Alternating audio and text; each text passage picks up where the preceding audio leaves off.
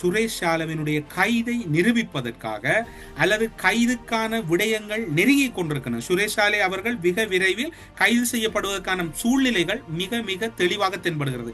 காரணம் என்னவென்று சொன்னால், இந்த வவுனதிவு தாக்குதல், உயிர்த்த ஞாயிறு தாக்குதல் எல்லாம் சுரேஷ் சாலையோடு தொடர்புபடுத்தி குற்றச்சாட்டுகளாக பேசப்படுகிறது. ஆனால் எந்த ஒரு ஆதாரமும் இல்லை என்கின்ற நிலைப்பாட்டில் தான் இப்போது இருக்கின்றது. ஆனால் இப்போது இடம்பெறுகிற கைதுகளை பார்க்கின்ற போது அவை கிட்டத்தட்ட நிரூபிப்பதற்கான வாய்ப்புகள் இருப்பதாக கூறப்படுகிறது. இவ்வருடம் ஏப்ரல் 8ஆம் தேதி கரடினாறு பகுதியினுடைய குற்றத்தடுப்பு புலனாய்வு பிரிவினுடைய ஒரு முக்கிய அதிகாரியினுடைய கைது, இப்போது OSC சம்பத்தினுடைய கைதை பார்க்கின்ற போது, அதே நேரம் இதற்கு முன்னர் நேற்று முன்தினம் ஒரு பணியிடை நீக்கம் செய்யப்பட்டிருந்த நிலந்த ஏவர்த்தன முன்னாள் அரச புலனாய்வு துறையினுடைய தலைவர், அரச புலனாய்வை இலக்கு வைத்துத்தான் இந்த சம்பவங்கள் இடம்பெறுகிறது.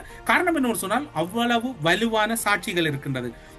2018ஆம் ஆண்டில் கோட்டாபாய ராஜபக்சவின் வீட்டிலே அரச புலனாய்வுத்துறையினுடைய முன்னாள் பணிப்பாளரோடு இடம்பெற்ற தமிழ் மக்கள் விடுதலை புலிகள் கட்சியினுடைய முக்கியஸ்தர்கள் நடத்திய கூட்டங்கள் எல்லாம் இப்போது விசாரணைக்கு உட்படுத்தப்படுகின்றன.